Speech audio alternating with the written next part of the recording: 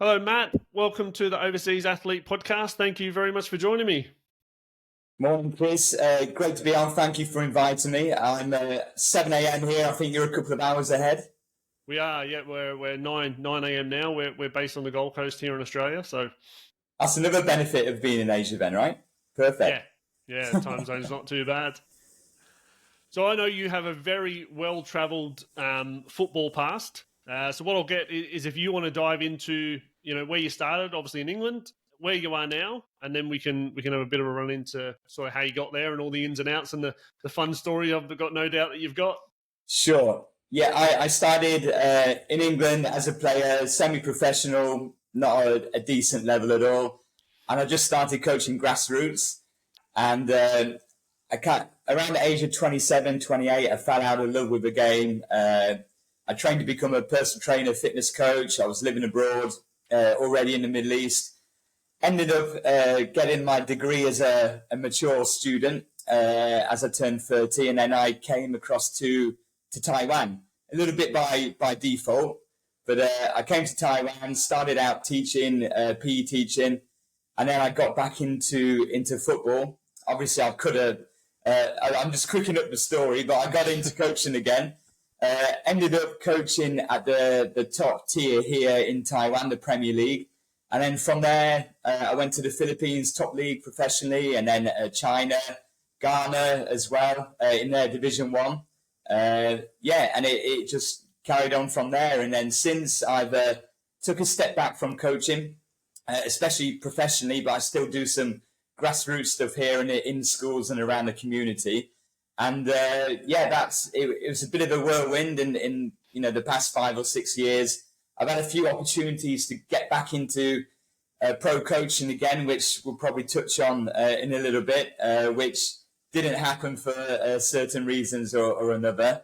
And that's me. And that's probably evidence to show what can happen quite quickly if you are to move abroad in terms of moving away from Europe or Australia or the States or in England into Asia as well. So your journey, I guess, from England to overseas was more of a teaching one to start with, rather than moving specifically for football. Yeah, I originally had planned. I did all my English teaching qualifications so I could go into schools and teach English, and I was going to head over to Thailand. A couple of things went wrong back home in the UK. I went to Dubai, and then I ended up just getting a ticket to see my friend in Singapore. And then from Singapore, I started researching probably the best happy medium country in Asia to move to. So that would be in terms of living costs, experiences, crime rate and safety of the country, and the salary you could get as a teacher. And Taiwan basically came up as, in my opinion, the best option. So I went to Taiwan, didn't know what to expect because I'd never really been into, I would say, proper Asia before. And it was a bit of an eye opener, even having worked abroad and in the Middle East and in some testing environments. And I ended up getting a job like most foreigners do as an English teacher. Hated it, and luckily from then I then moved into a PE position, which is more what I could relate to. And from there I just settled.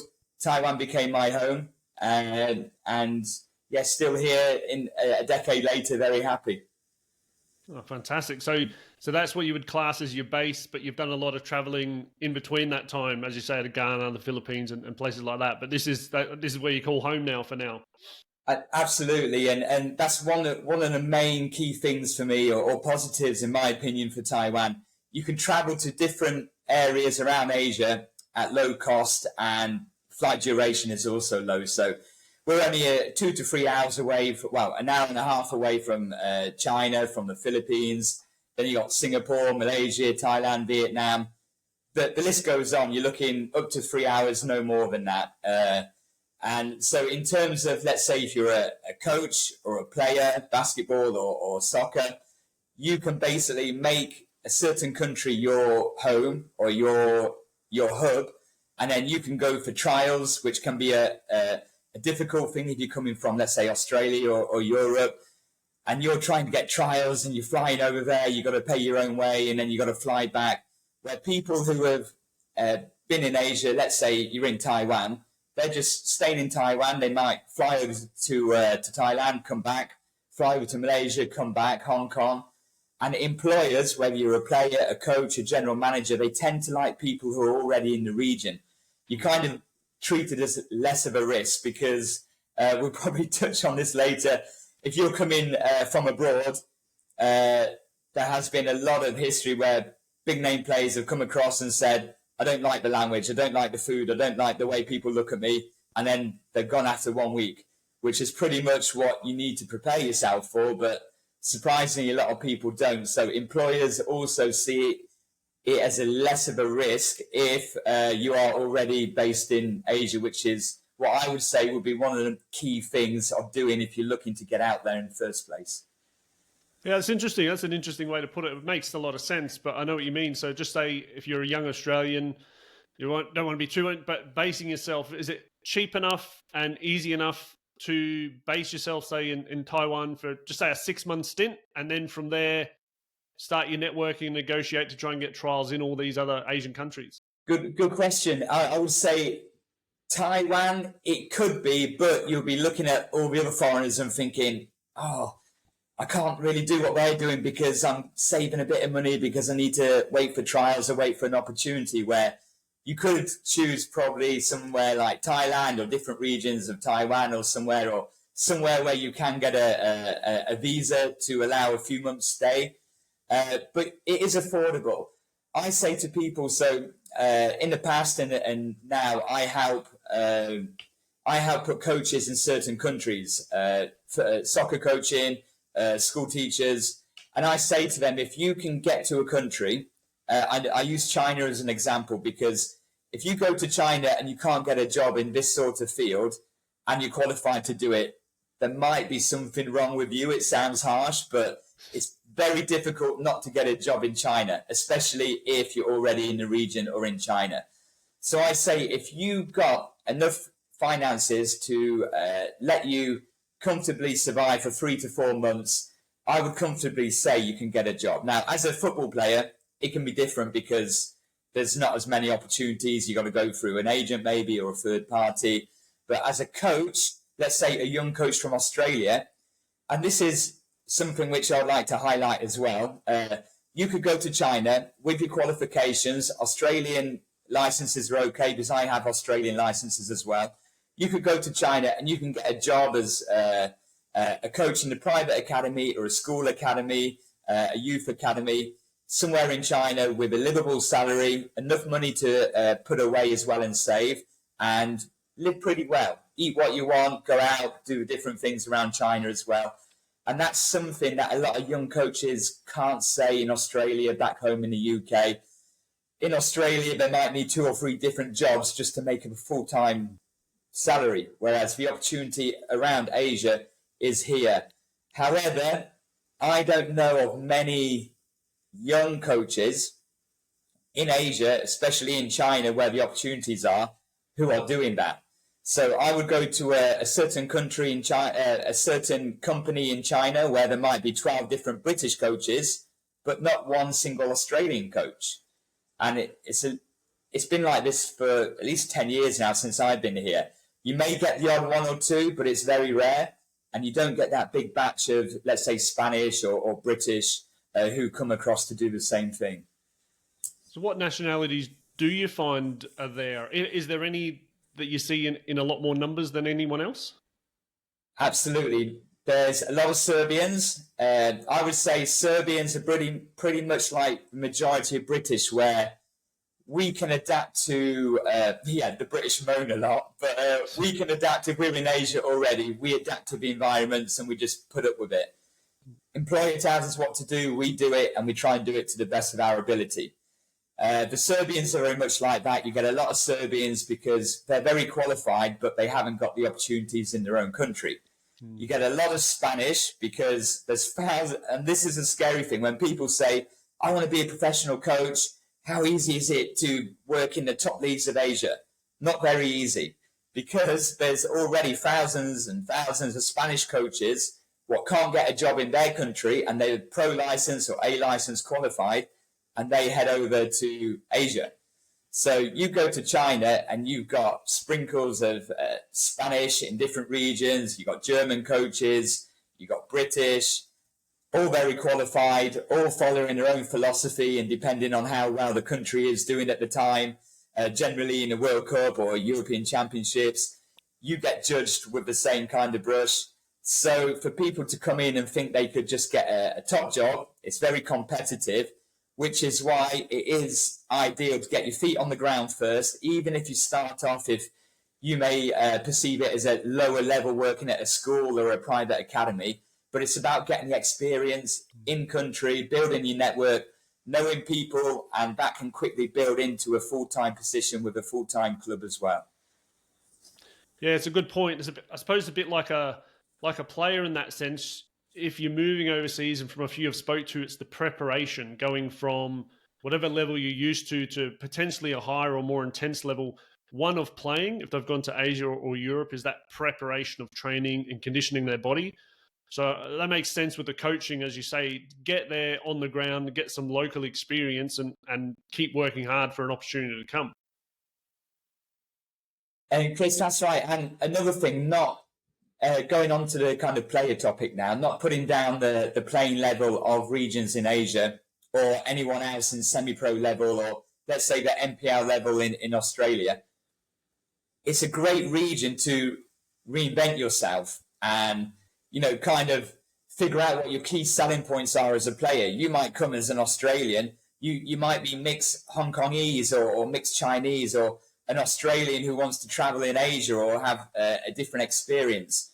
And you might be good in the air, you might be a strong, powerful player, and you might then get somehow get a playing role in China Division 1, in League 1, the second tier. You score 25 goals because they can't deal with marking you, your aerial power in the air. So quickly then, you've then carved out like this key selling point that, oh yeah, this player will score 25 goals in the air. Okay, then you become well known in Vietnam or Indonesia, and you end up making this your own region and becoming like a mini superstar, which is more possible to do in Asia than I would say it is probably back home for, let's say, semi-pro player in the UK or maybe NPL pyramid in Australia as well. And you can carve out a career that way. And yes, look, if people are thinking the right way, you may get hundreds of people what think, oh yeah, that sounds great, I want to do that. That's where you've got to build your reputation. You've got to know the right people. You've got to network the right way. It's no good going online in LinkedIn and just writing posts saying, oh yeah, I like that. Oh, can you help me out? You need to build that relationship first. Then quickly, you may find, oh, okay, phone call. Yeah, there's some trials or clubs looking for an AFC player to go and play in Thailand. So some countries have like an AFC quota. A lot of people want to choose, let's say, a New Zealand, an Australian player because they've got that kind of different technical ability or that different thing they can bring to the game, which some local Asians may not be able to give.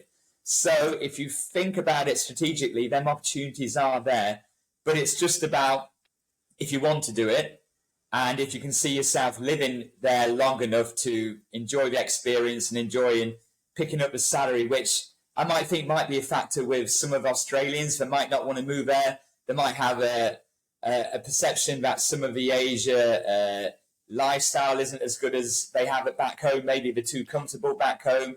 It could be any of these things. I think that's definitely a good point because someone we spoke to this week, it was a little bit the same.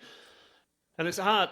It can be hard. Do you think about the lifestyle in Australia, in most places? It's very, very good. And if you're going to give that up to go somewhere, you know, where you're thinking Southeast Asia, you think poverty, you think, you know, a lot of people running around with no shoes on, super hot, food isn't great, the culture's very different.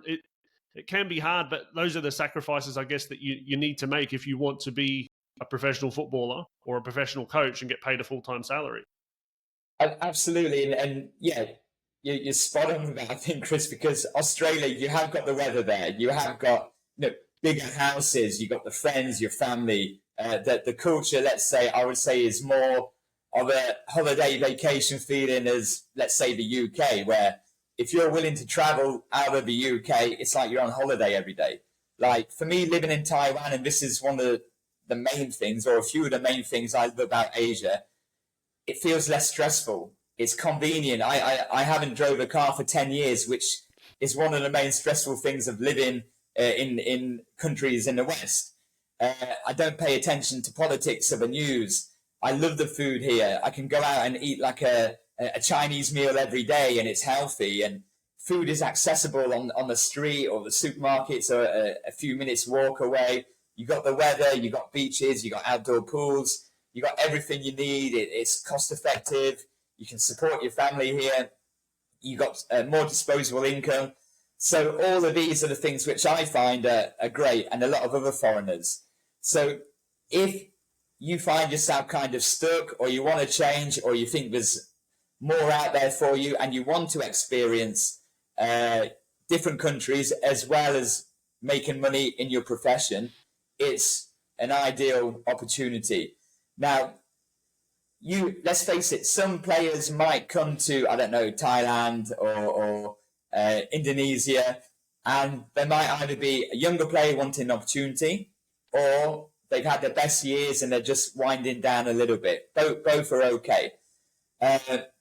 It's very rare that you have a younger player with great talent, top of their game, let's say in Australia, who's got a load of A-League clubs after them, and then will come to top tier in Thailand or something, unless it's for financial reasons. Now, if you're coming, let's say, to China, and some ex-Premier League players have moved to the Chinese Super League, gone there, hated it, and then moved back, they see the big money at the time. There's still a little bit of money there, but it's not as crazy as it used to be.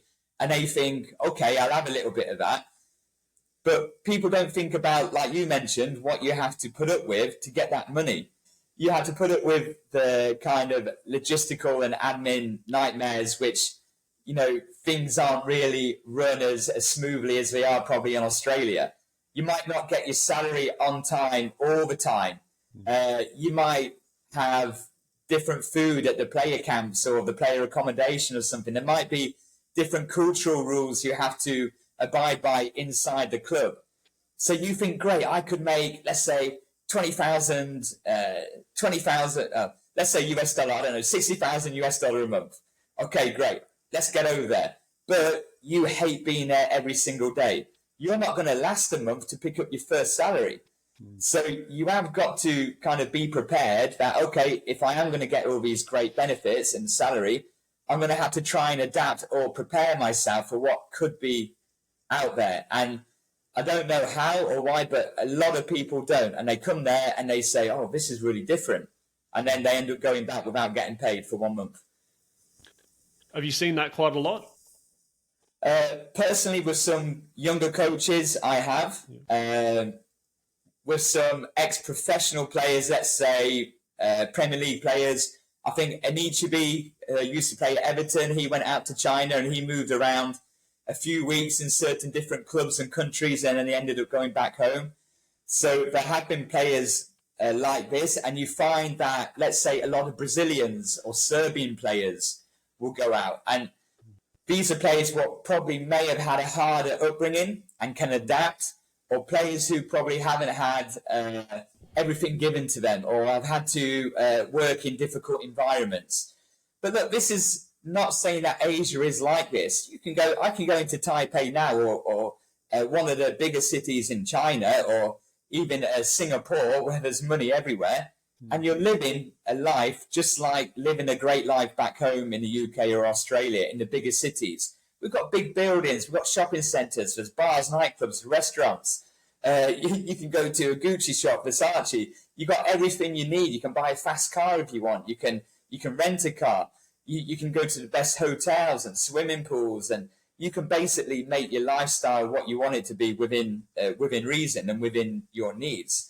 So there is that side. If you're going somewhere, let's say on a low salary, then you can only live and adapt to what your salary allows. Or if you're paying for dependents back home, you have to think about that. Is this salary and is the sacrifice worth the amount of money you can send back home? Maybe not, because your mortgage costs may be higher back home in Australia. if you're coming here, you've got no dependents, or you're planning to move your family out to Asia anyway, it's probably more doable. So you can make a really good lifestyle here. Some foreigners come out here and they think they're a superstar. They're probably unknown back home in the country, but everyone knows them in the Asian region, which is very good for your name, which is good for your job prospects, especially as a player. It helps you from move club to club to different countries with greater ease, which means players who are just staying in Australia will find it difficult to break through because there's already players in Australia. Let's say basketball. Basketball is popular in China, Taiwan, Philippines. You can probably be, let's say, a semi-pro or not even a professional player in Australia and come to one of them countries and make a big name for yourself and live like a professional, get paid like a professional and train like a professional. So if you want that dream or that ambition of being a pro player, it's probably more possible to do it in these countries than it is back home in Australia, UK, or definitely the States. That's actually one of the key drivers around this podcast, and because I'm a big believer in, like, you just take football and take Australia for a quick example. We've got the NPL, and some people might earn decent money in different states. But when you're looking at the A-League, there's only the 12 teams. They've got a lot of foreigners that might come in. You've got the youth team that you want to bring through. So the spots are limited. But the idea behind this was, I know there's opportunities out there in other countries, but what are the steps you have to go through to look into them? And to one of the points you made before, it might not be possible for everyone financially or time-wise, but I think what you said about the understanding the culture and really what it's like, and not just getting there and being shocked and leaving after a month, is, if that's the dream you want to follow, maybe you should try and get there for a month and just try and live somewhere for a month and just see, without a football contract, without a basketball contract, and just see if you can actually see yourself living there for a month. And I think that would help you prepare, moving forward. Chris, absolutely. The second time I was working out in Dubai and Abu Dhabi, the time when I then made my move across to Singapore and Taiwan, my financial situation wasn't great. I was using my overdraft. So I basically used the last £1,500 of my overdraft. And I went to Taiwan. I remember from the airport, I got in a taxi and I'm watching the taxi counter tick up. And I'm thinking, oh, Christ, how much is this going to cost? And then I'm exchanging the currency and I'm thinking, oh, no. So already I was under that stress. But it's something I wanted to do. And I went and did it. And if you are prepared for 3 or 4 months, you can definitely make a go of it. Even as a player, if you went there, let's say as a semi-pro player, a decent semi-pro player to a country, and maybe you got qualified to teach English. So you could teach English in some schools, maybe start playing for a semi-pro club, and then maybe break through into the professional game that way. And you're still getting paid a salary from your English teaching, or you might even get a PE job like me, or a sports coaching job. These things are possible, and people are doing this. Foreign players, when I first was coaching in the Premier League in Taiwan, a lot of our foreign players were students on student visas, or they was working as a sport coach in football academies and playing. We wasn't paying, if any, money, probably like a bit of subsidy here and there or travel fare. And then some of them are now still playing in the top tier professionally with a professional salary. So they made that transition just by being in the region and getting their name known as a player. And Chris, as you mentioned, if you want to do it, enough people will find a way. Maybe you have to work in a factory or doing a job back home you don't like, while still playing a bit of football or basketball. If that's what you want to do, then you've got to put the work in there to make a possible better life here. It is possible. It's been done and will be done. Look, I was in the Philippines with Taj Minikan. He was a player at Meralco, a club where I was coaching. And yes, Taj came back. He had a bit of a reputation in Australia. Asian clubs and countries do like that. If you have got a bit of background, they're quite materialistic. They like seeing that on the CV. Then you can get a role with probably better salary, command a better salary. You get the free accommodation. You might get some food allowance. You get the transport all paid for. you get treated very well. Yes, you'll still have a bit of admin nightmares, logistical frustrations and everything. But our building, we lived in a apartment block. We had a swimming pool upstairs. We had a gymnasium. It was basically like living in a 4-star hotel. And that's everything you need. And then you step out and you're living in the Philippines. Amazing. You had all the holidays off. You know, you were around a group of people who are like-minded. So these are the things what these certain regions can offer. So if you're a pro or former pro in your country, no problem. You can find a way. Same with coaching. And also if you're, like I said, starting off, working in the factory, you might need to find a job. You can also make it work. Same with coaches. Graham Harvey, who was coaching Australia, he ended up coaching in Philippines with Kaya FC. Kaya FC now in the AFC tournament, so quite a good team. And now he's back, I think, with Brisbane Roar men's team as assistant coach. So that shows also, from a coach perspective, you can go out there to these countries and come back and still get employment in a country back home as well. Players, it may be different, but you may come back and get a lower level team. But for coaches, it's definitely you're definitely able to do it. So many points to talk about on everything you just said then, but one of them that you just sort of finished on, which I find is interesting, but I do find is true as well, is as a player or a coach, if you've gone there and got experience in another country, and then you come back to your home country, I get the feeling that a lot of clubs, coaches, agents, whoever, they're going to look at you with a bit more higher thought, I suppose, than just a local player. So you know what I mean? Like, you've gone away, you've tried it, whether it's been a huge success or not, you've now come back with international experience, whether it be China, Philippines, Thailand. So now you're probably coming back as a better prospect than a kid who has just been a local player. Now, on paper, and as you said, it makes total sense, yes. However, some don't see it that way. Some, let's say in England, UK, and a lot of coaches or players have this issue because it's really, it may be the same in Australia. Everything's within your closed circle. They may say, oh, you've been out the loop too long. Oh, yeah, have you been playing at that capacity? Have you been training right? But that's BS, because the reality is you've been playing football possibly in AFC Champions League competition or AFC Cup competitions.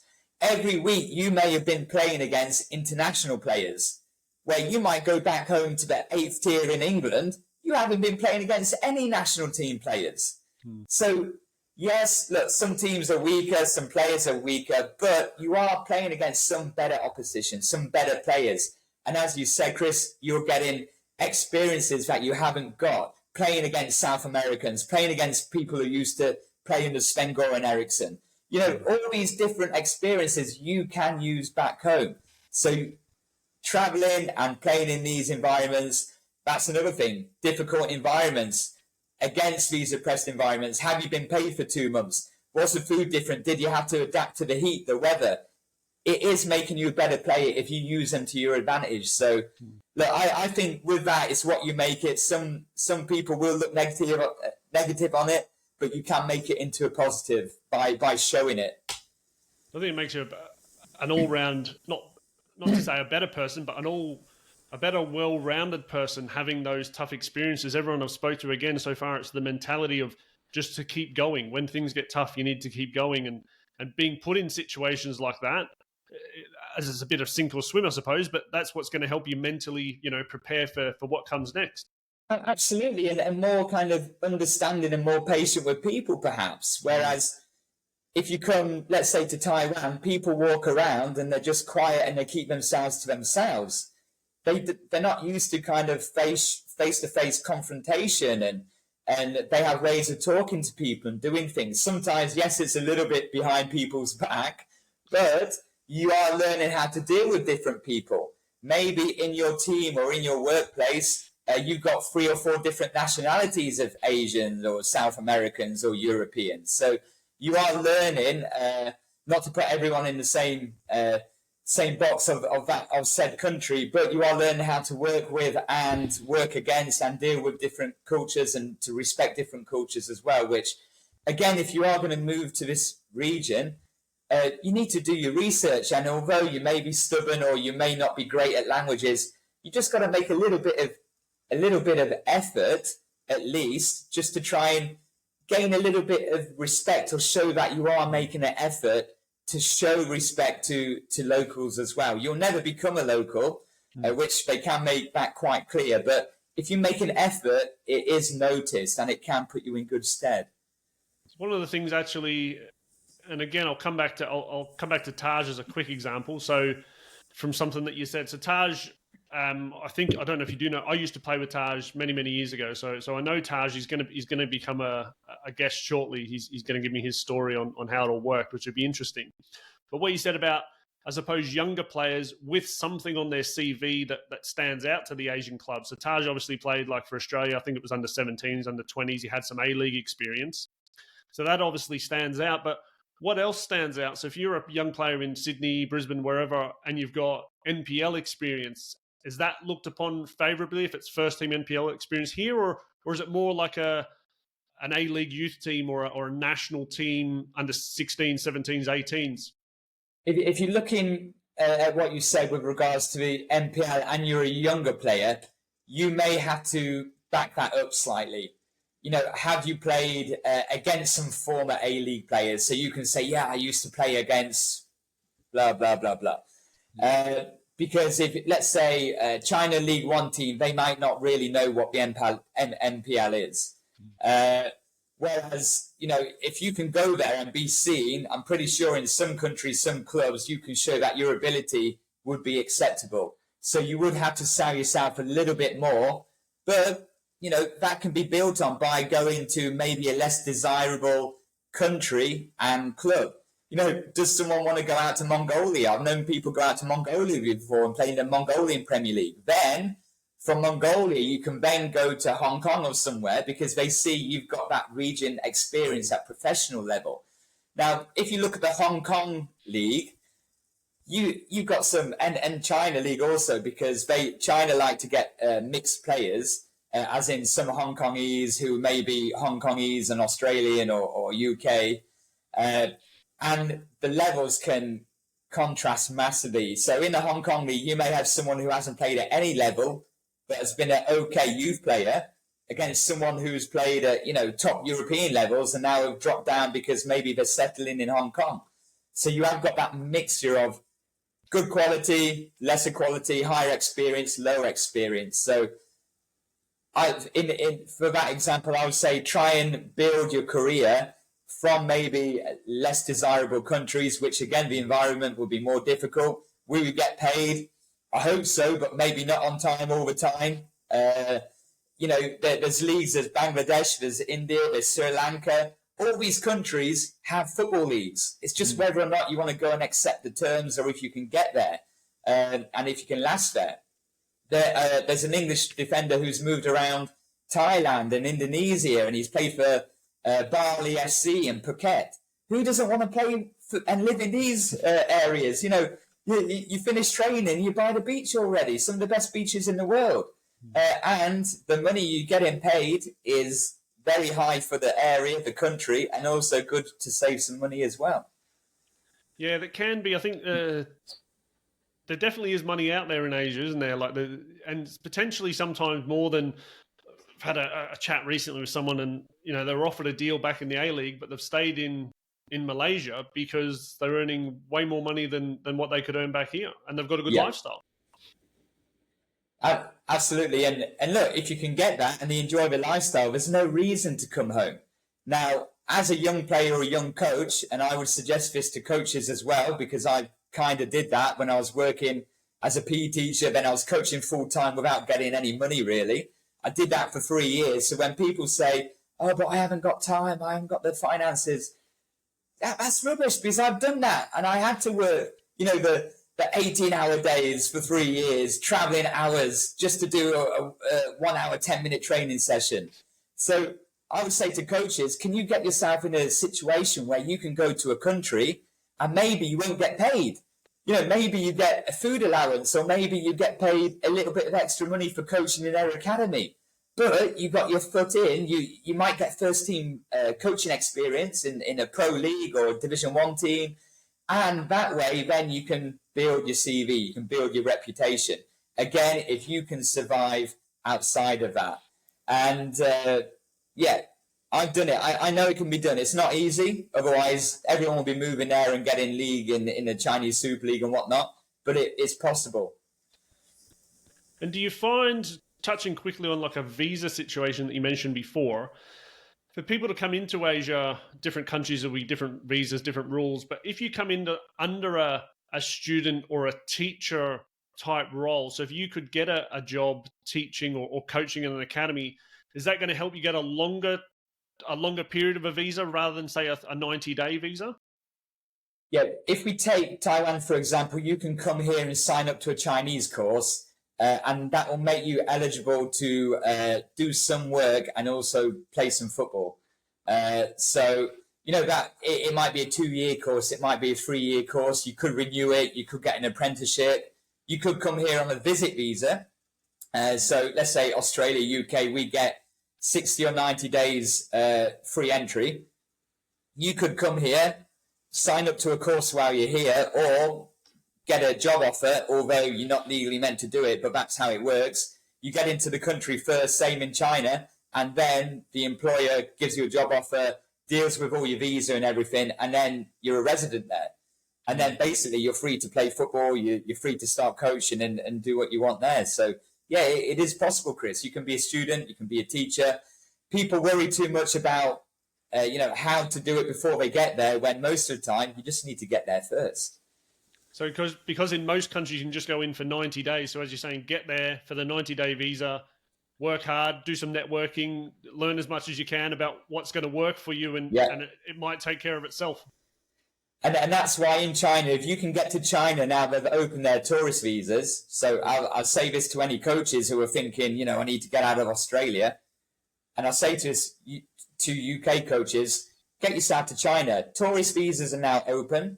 Yeah, but what happens if I don't get a job? If you go to these countries, I already know there's hundreds of jobs.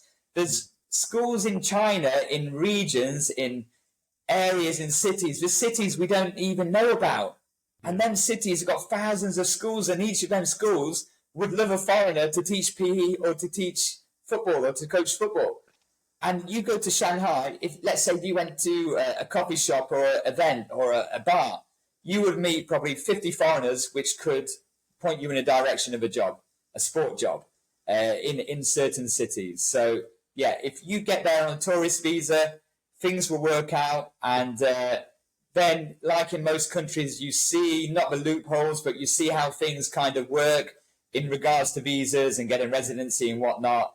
And most of the time, that's where you get looked after by the employers as well, and you might have to leave the country again to re-enter, but once you're there, you're there. And as you say, there's enough expats and foreigners there who have, like yourself, been there, done that, and that's, I suppose, your most important network is trying to meet as many people like yourself as possible. Yeah, 100%. And there's a lot of not so good people out there who are looking out for themselves, but there's a lot of good people out there as well, which they might even say, look, I've got a job going at my place, or they'll certainly introduce you to someone else who can help. You do find close-knit communities, especially as a player, that if you come in, let's say, we call it the second tier here in Taiwan, if it can be called a second tier, but if you come and you shine as a foreigner here, and you're a top scorer, the likelihood is you will then get snapped up by a Premier League club in Taiwan. You get a pro contract. If you end up staying here, you get married to a Taiwanese or something, you could get, a residency, and then you could be neutralized to be a national team player. So the amount of players in certain Asian countries what are national team players, which should they really be professional players at all? I don't know. It could be questionable, but they're playing in World Cup qualifiers. So who's got the last laugh? And that's a possibility. Yeah, it is. I know a lot of those Asian countries over the years have had, many Brazilians or Spanish classified nationals now playing for their national team. In the past, certain countries, China have had quite a lot of Brazilians. So where it could take a few years to get your papers and nationality, all of a sudden China's got 6 Brazilians playing, but yeah, I don't think that's happening as much now. But yeah, there was a time when they had quite a lot of Brazilians on their team sheet, which is great for the sport. But Chris, just to point out, for anyone listening and thinking of moving here, and maybe they've been in contact with an agent or a third party, or they know some agents, I would say you have to be very careful with kind of false promises or something what looks good on the package, people who are posting things on LinkedIn. Even myself with experience, I've had a couple of recent disasters, even though, you know, I'm pretty difficult to, I would say, scam or con now. Sometimes it's out of your hands and things just don't happen. And if you get offered something too good to be true, the likelihood is it's too good to be true. Because you've got to also be realistic, okay? All of a sudden, if you're unknown and then a big club in Singapore want you to go in trial or something, you got to ask yourself why. And you know, do you know the agent? Have you got an actual face-to-face relationship with them over the years? Do you know the club? Is that how the country really works? Is that how recruitment works? You know, have you had... have they asked for your documents, you know, and you're handing over your driving license and passport and national insurance number? Are you paying a fee? Why are you paying for your own flights if it's a professional club? I see some adverts or people asking you to pay for your own flight and your own visa, but it's a professional club with a lot of money. Why are you paying for your own stuff to get over there? When you are over there, you know, you might not get your salary. There's been nightmare stories where players have not been paid. There's coaches from national teams who haven't been paid, and that's national team level.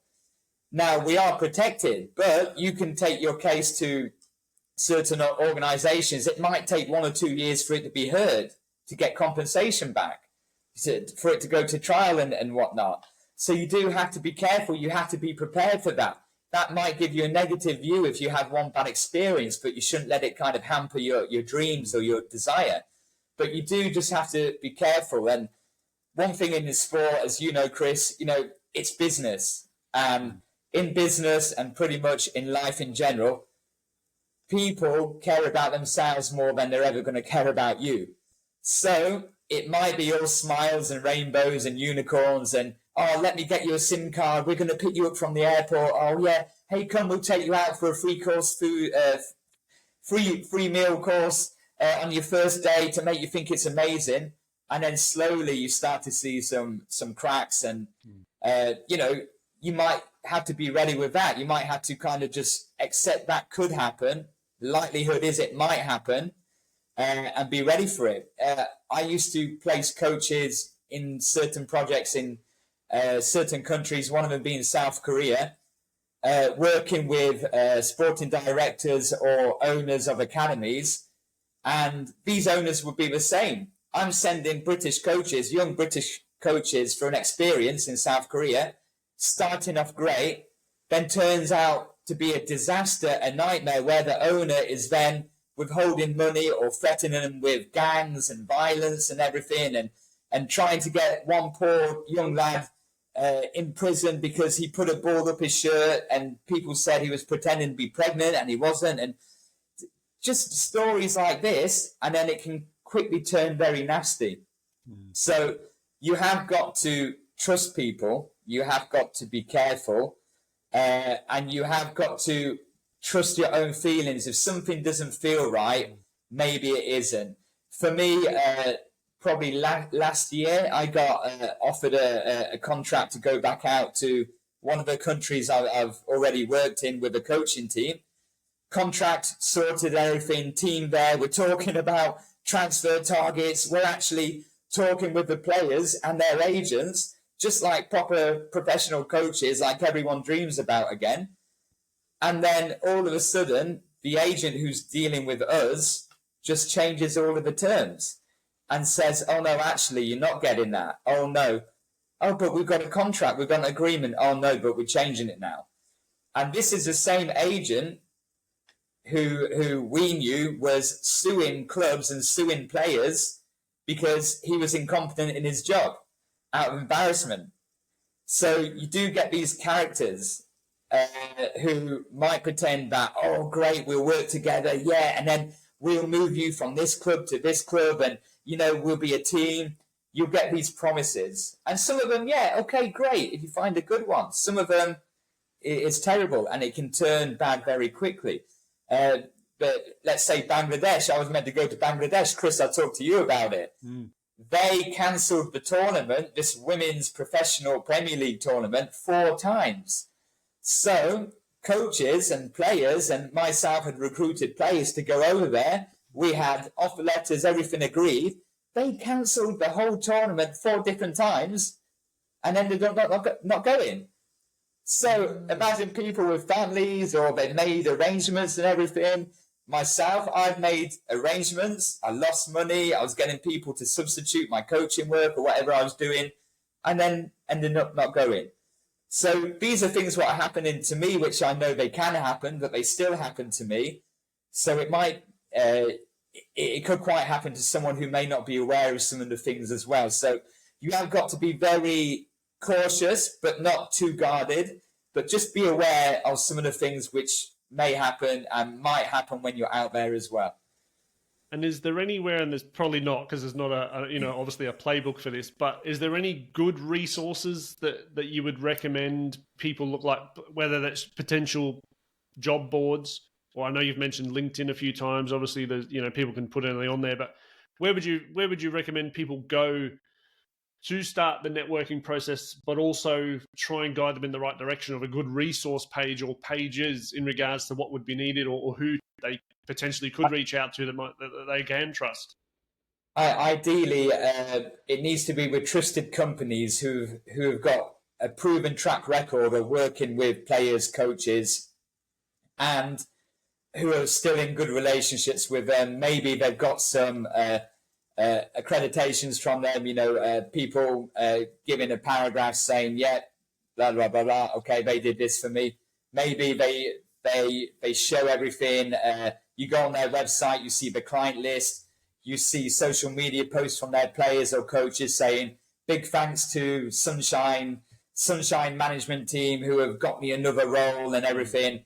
So these are the teams that you want to trust with your career or trying to find you a role. Look, it's not to say things might not fall through, but the first thing is you need trustworthy people on your team. Otherwise, it's doomed from the beginning. So in terms of that, LinkedIn is a great place to find these organizations and teams. And also, if you just do a Google search and then look through websites, and then when you look at websites, just try and confirm everything with a bit of research as well. Try and find out the track record. Maybe talk to some of their clients from the client list if you can and say, hey, I'll use them the Sunshine management team. How did it go? Did they get you opportunities? Was the opportunities good to their promise? There's only so much that these third parties can do. You could go then to the team or a club and it might be a total nightmare. And look, I've been to professional places where some places may pay you in cash. How are you going to get cash out of the country? This is where probably your services, Chris, comes into play. Massive thing. How do you get cash out of the country? What happens if you don't get paid? Who deals with that? What happens if your passport gets stolen? You do need someone to be able to contact someone on your behalf, because it's a bit intimidating as a player to speak out when you're meant to be doing a job or a coach, and then you fall out with the management or the owners. So it is good to have a neutral person on your behalf who maybe knows the landscape a bit better as well. And that would be, coming back to that point, sort of reaching out and finding an agent with experience in that region specifically. And then I was going to actually suggest that's what I would do. I would reach out to players. If someone's got a testimonial on their website, I'd find that player myself and send him like Taj. I spoke to Taj. He's got great things to say about the Philippines. So I know if I was ever to go, all right, I've got a kid, I know I can send him to this club through this management company, because you physically know someone that's been there and done it.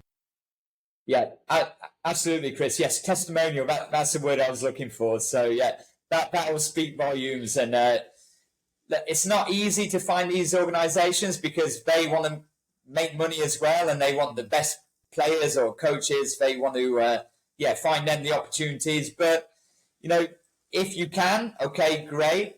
It might just be someone who's already living in that region. and you can touch base with, and they can help you settle, which I do with some people in Taiwan. And it may be people who haven't got this kind of celebrity name or background where you have to, unfortunately, do trial and error, which is what I did.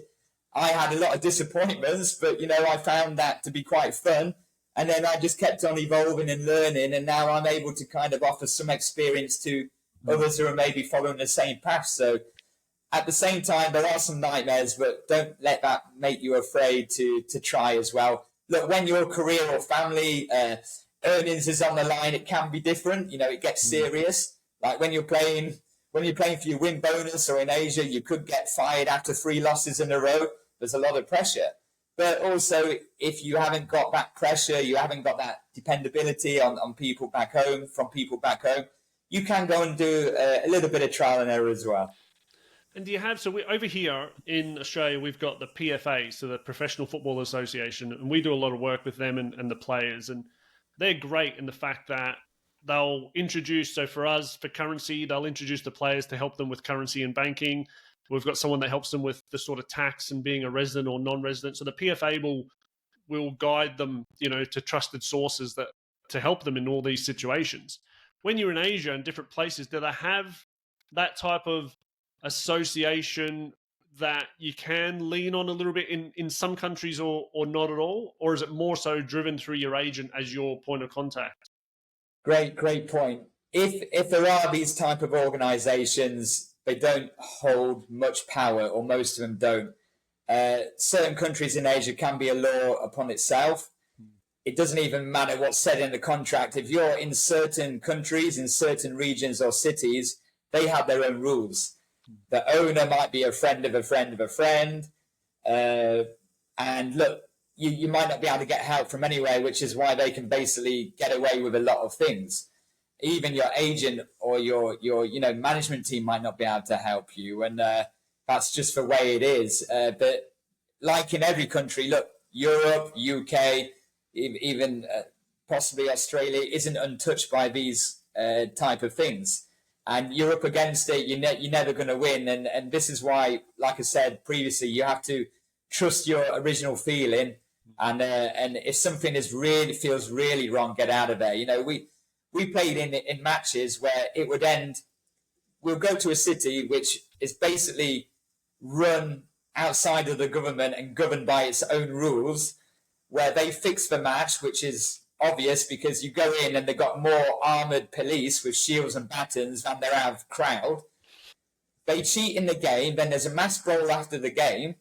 Everyone's fighting, police are beating us, and then after, the FA doesn't charge anyone, and there's no fines or anything, and it's just forgotten about and never mentioned again. So things can be hidden and made to disappear as well, which is quite scary at the same time. So this is where you do need to, try and identify when something's wrong as soon as possible, and maybe look after your own well-being ahead of anything else. You can then complain back home. Look, in the UK, unless you're a high-profile player or coach, they're probably not interested. You can go to, is it Fifth Pro or someone like that. They are interested, they do care, but it could take years to get any kind of compensation back as well. Yeah, I was going to say that. So in, say, England, and you've got experience there with a lot of Spanish and Serbian coaches, when they come, do they have a governing body? I'm sure the UK do with the PFA as well, but Spain, do they have their own governing bodies, which you generally find help them to a certain extent to get over there and set up? And I suppose they've got a point of contact somewhere? Yeah, they normally have like a good point of contact who try and support them as much as possible. A good community, let's say, of coaches. However, again, things what happen actually there's not much they can do about it. And that's one thing with some countries in these regions. It can be a different law. If they decide to change something, then it's changed. If they set a rule, but the rules say this, it doesn't matter. These are the new rules now. And I guess some people find that one of the fun things about the region, but also it can be quite detrimental to a lot of things as well.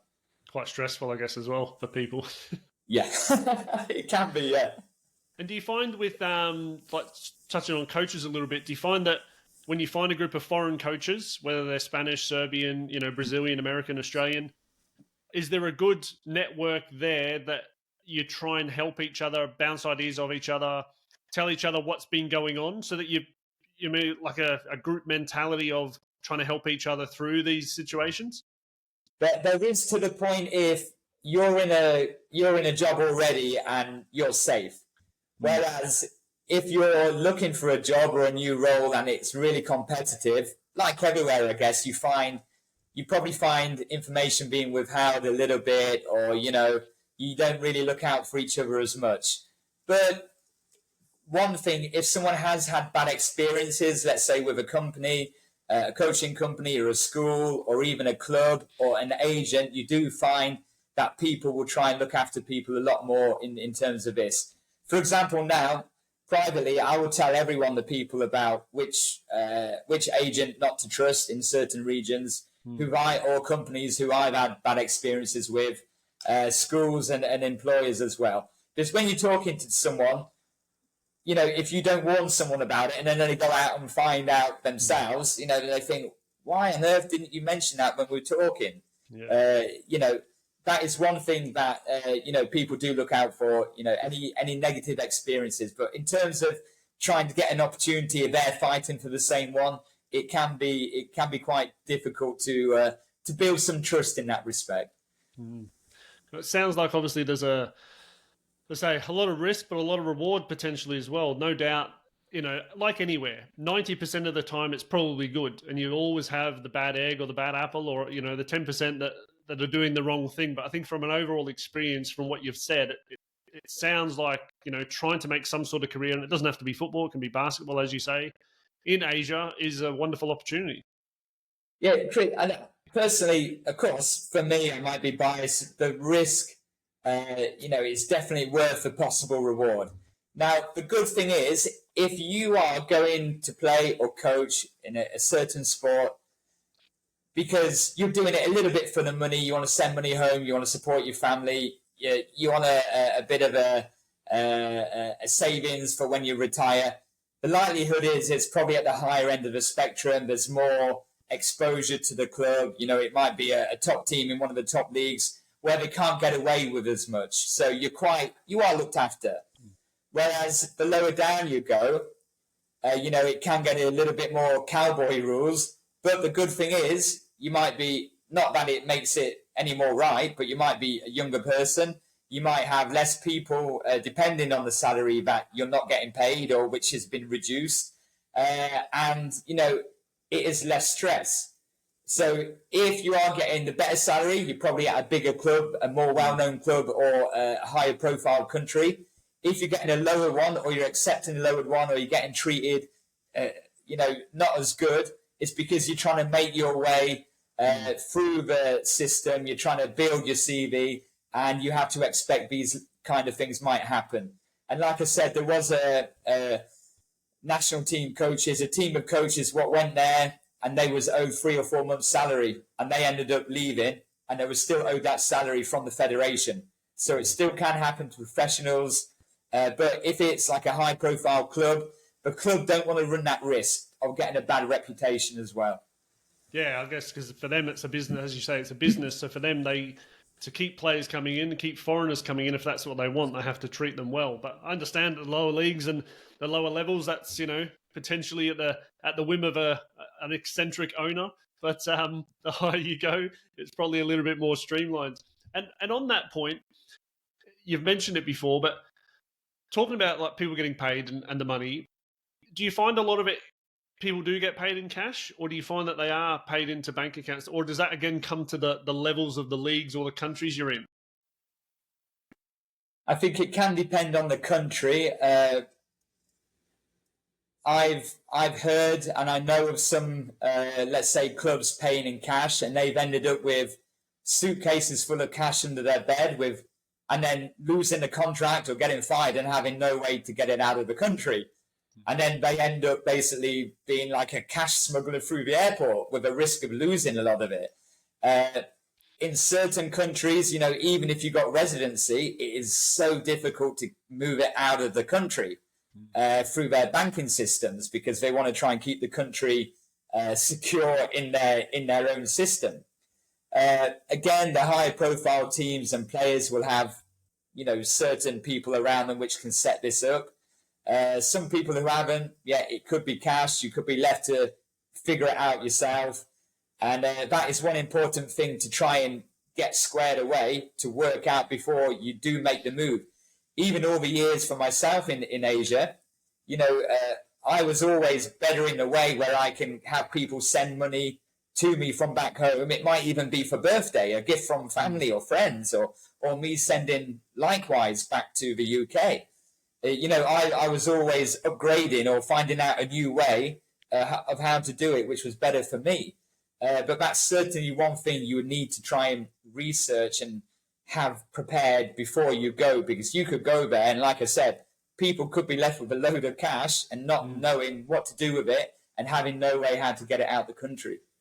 On that point, if you went to Malaysia, Singapore, Philippines, and they do pay you in cash, can you, because you're there on some sort of visa or you're a player, you've got a contract, can you open up a bank account and deposit that cash in there? You can, yes. Now, this also comes down to, and this is where it gets a little bit grey, a little bit murky. Half the time, if you're a professional coach or player, you don't even know what visa you're on because the club might be dealing with it. And clubs may have certain loopholes and they have, some certain people what get things done quickly. You may end up making a quick trip to another country and doing an airport run, and then all of a sudden you're a resident. These things happen, so you don't really know the full details on what you can say and what you can't say. For example, in the Philippines, I went there, was given a bank account. The club set up a bank account. They were great with us. Same club as Taj was with. You got paid your money into the bank account. Excellent, no problem. I think I've still got my Philippines bank card now, which still works. So no issues there.